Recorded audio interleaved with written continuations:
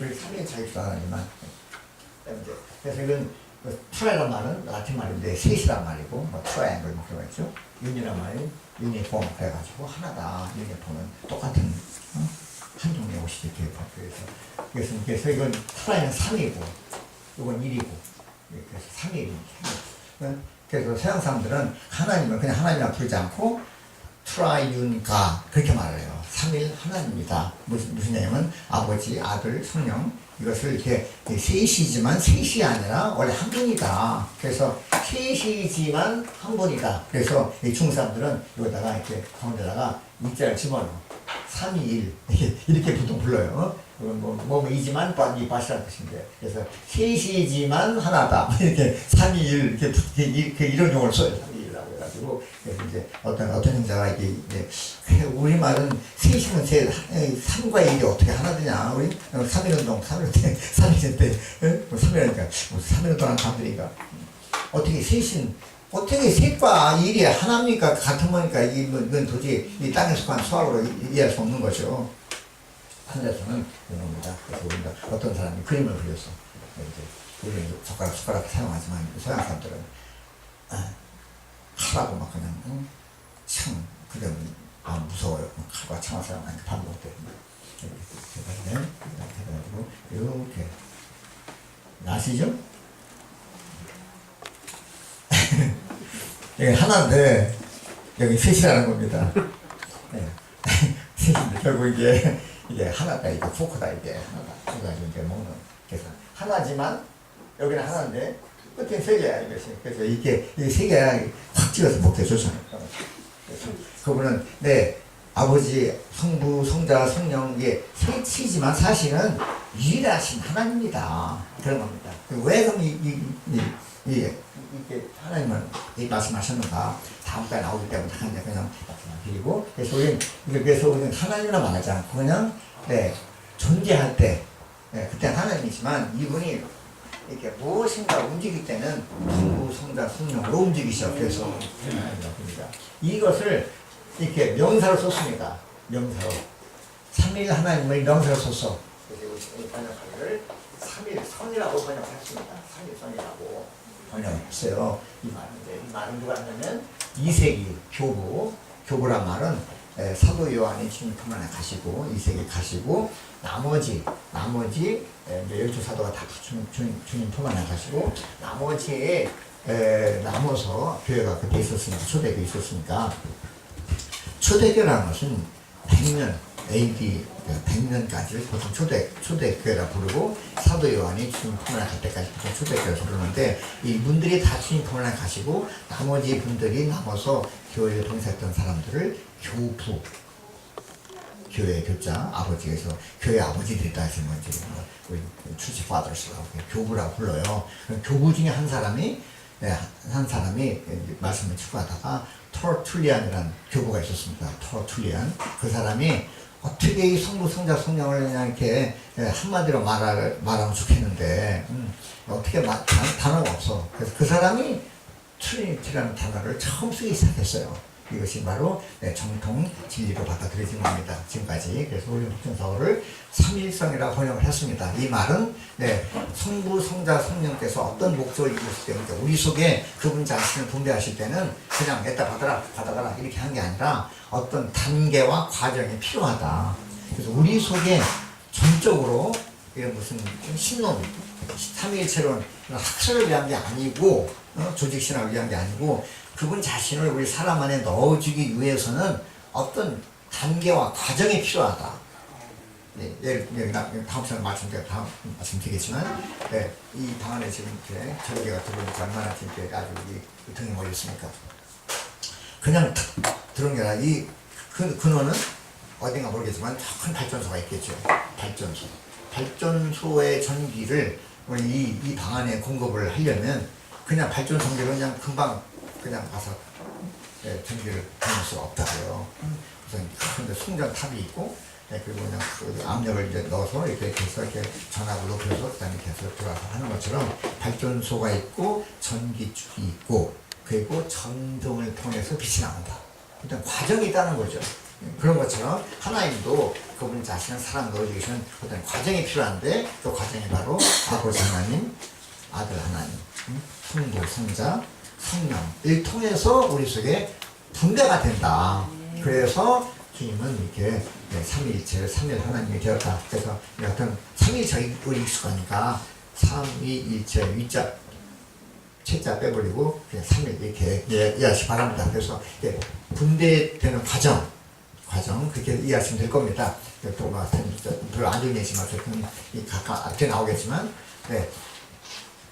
잠시 후에 이제 여기 점심 잡수실 때 혹시 닭고기 먹는다고 가정할 때 닭이 내 속에 닭이 어떤 닭 한 마리 내 속에 공급되려면은 그냥 막 그냥 푸푸한 닭을 그냥 잡아가지고 그냥 이래 꽂는다고 사자 호랑이 아니다. 닭이 있으면 닭을 이제 먼저 양계장 가서 닭을 갖다가 양계장 거기가 이제 근원입니다. 갖다가 그다음에 닭을 잡아서 그다음에 이제 요리해서 이쪽에 들어오는 것처럼 과정이 있어야 되지. 그냥 퉁다 그냥 무슨 우리가 사자 호랑이 그냥 피만 잡아먹냐? 그렇지 않다. 내 속에 두려면은 어떤 과정과 단계가 필요하다. 그런 것처럼 먼저 아버지로부터 하나님 아버지로부터 뒤에 아버지 두 번째 아들을 통하여 그리고 성령으로 내 안에 들어온다. 그러니까 아버지로부터 아들 안에서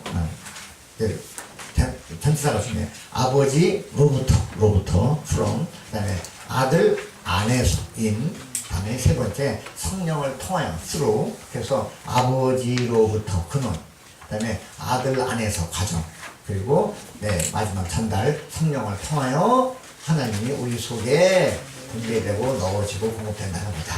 그래서 삼위일체가 나온 거다. 이유가 그냥 한 분이지 뭐 이렇게 하나님 기도는 복잡해. 그냥 산신령님 한번 부처님 간단한데 기독교는 복잡해. 그냥 하나를 했다 셋을 했다 그냥 머리가 복잡해. 그러니까 그 이유가 뭐냐면 하나님 그분 자신을 우리 속에 넣어주시기 위해서 아버지로부터 근원이니까 그 다음에 아들 안에서 세 번째 성령을 통하여 우리 속에 들어온다. 이해되시죠?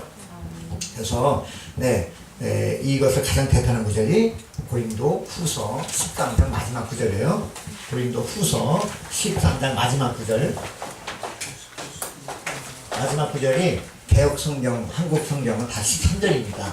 근데 다 영어권 모든 성경은 다 13절을 반 나눠가지고 14절 보통 얘기를 해요.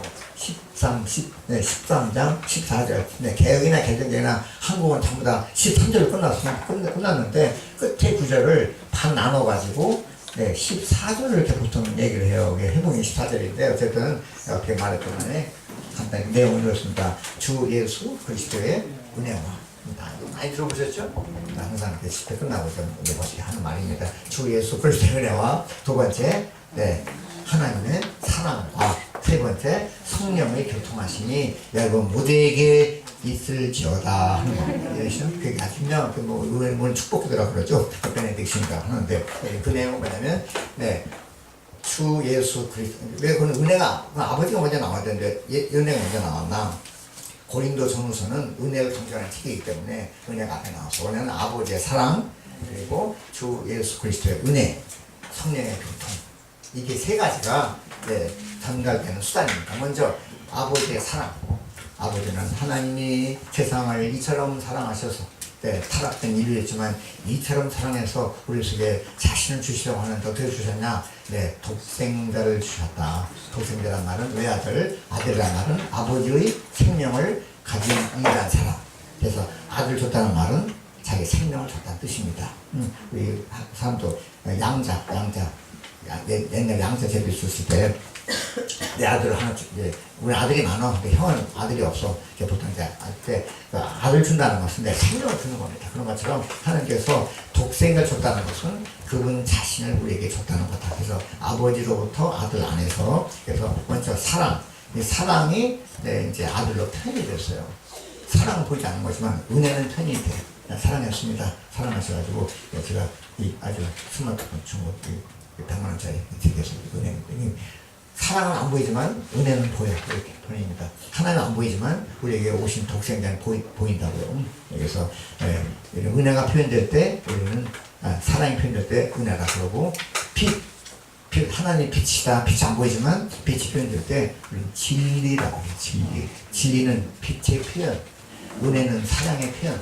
그래서 표현돼서 그다음에 성령의 교통은 아버지의 사랑을 지닌 은혜가 우리 속에 전달되고 넣어질 때 우리는 성령께서 하시는 거다. 교통이란 말은 우리 속에 전달해 주는 거다. 교통은 물에 흐리거든요. 물에 흘려서. 그래서 저 수원지가 있습니다. 수원지, 물에는 수원지. 그 다음에 여기 수로 여기 호수가 있어. 이게 아들 마지막에 수도꼭지에 탁 틀 때 물이 샥 나오는 것은 교통입니다. 그래서 물이 흘러.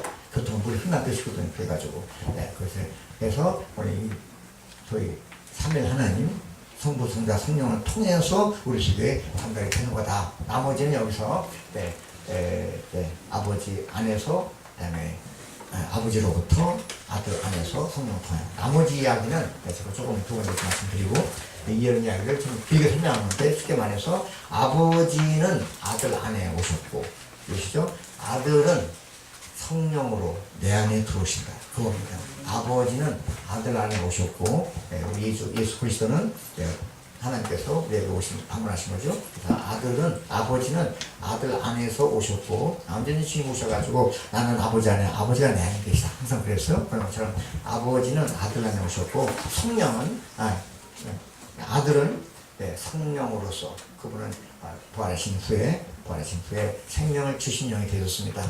생명을 주신 영으로 성령으로 우리 안에 전달되는 거다. 이것이 바로 하나님께서 우리 안으로 분배되고 공급되는 통로이자 과정이자 단계다. 여기까지. 그냥 같은 시간 좀 오래 갔습니다. 일과가 좀 높아요. 그래서 용어가 좀 많이 나오고 상황을 설명했습니다. 그래서 밑에서 맨 먼저 가장 성이 중요한 것은 아버지 하나님, 아들 하나님, 성령 하나님, 우리는 보통 성부, 성자, 성령이라고 그러는데 이 진리가 성경의 기본 구조입니다.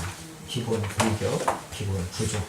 구약부터 신약 전부 다 걸쳐서 이런 성부, 성자, 성령에 관한 진리가 가장 중요한 기본 진리이기 때문에 이것부터 먼저 우리 시작을 했습니다.